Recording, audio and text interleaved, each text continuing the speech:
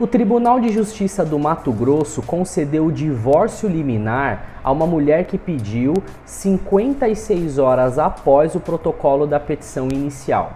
Ela havia entrado com a ação no juízo de primeiro grau, divórcio litigioso, pediu a medida liminar, o juiz negou a liminar, ela imediatamente agravou de instrumento a decisão e conseguiu, junto ao Tribunal de Justiça, imediatamente a desembargadora relatora concedeu a medida liminar. Essa é uma situação que vem acontecendo bastante no Poder Judiciário.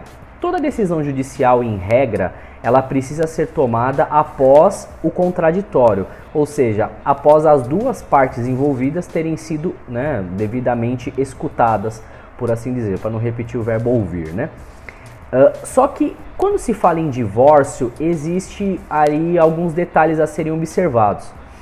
A Emenda Constitucional 66 de 2010, ela transformou o divórcio num direito potestativo incondicionado.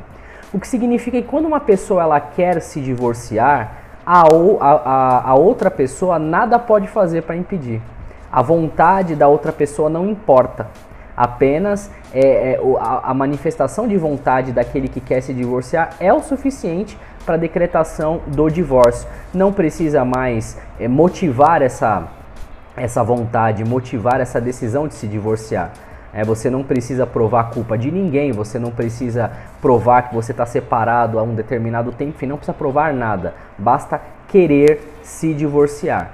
E, em tese, não haveria por que submeter a decisão do divórcio ao tempo de espera para a oitiva da outra parte, concorda? Pois é, só que muitos juízes de primeiro grau continuam segurando essa decisão de conceder o divórcio, decretando primeiramente ali a citação da outra parte para que ela seja ouvida, não entendo por qual motivo, né? Mas antes de determinar ali o divórcio, eles dizem que não há prejuízo, como é um direito potestativo que não será impedido o seu exercício, não há prejuízo ali na espera da oitiva da outra parte. Mas se nós pararmos para analisar por um determinado ângulo, que vem sendo suscitado bastante nos tribunais, você impedir o exercício de um direito potestativo de maneira injustificada, haja vista que ele será exercido quer você queira ou não, então você impedi-lo de ser exercido naquele momento é em si uma violência, é em si um prejuízo.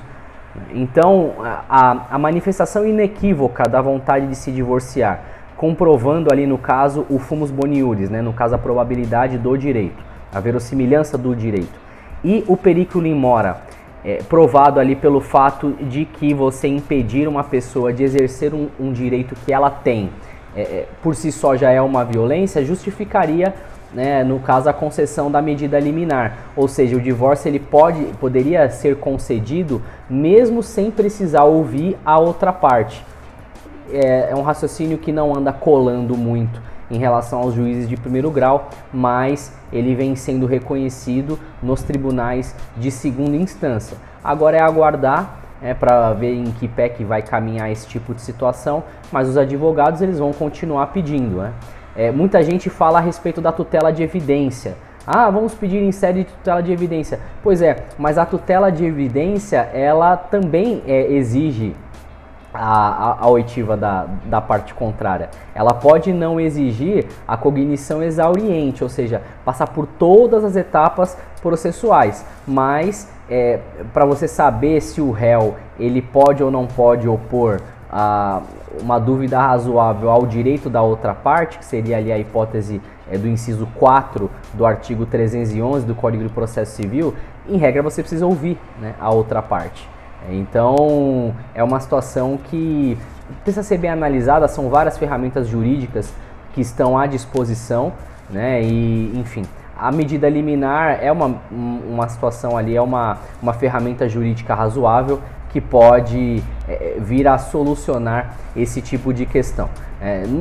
Não vai influenciar em nada o fato da outra parte ser ouvida ou não, não vai impedir o exercício do direito, não vai impedir o divórcio, então não há por que submeter a concessão do divórcio à espera da oitiva da outra parte. Tudo bem? A gente volta com mais vídeos.